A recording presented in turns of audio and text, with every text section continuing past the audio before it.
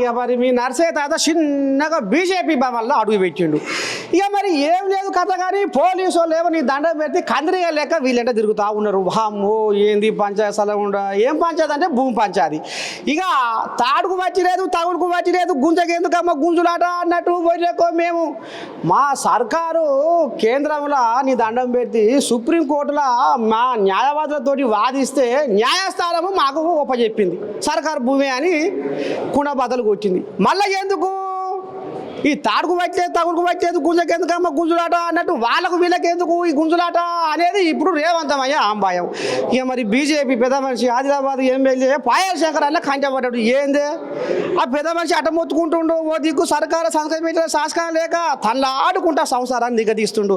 మీరు కొంత ఏమో చేస్తున్నారట, మీరు వచ్చకాయని ఏమో తీసుకొస్తలేరు, ఆడ మోడీని ఒప్పిస్తలేరు, ఈడ బాగానే ములుగర పెట్టి కూర్చున్నారు. ఏంది పద్ధతి?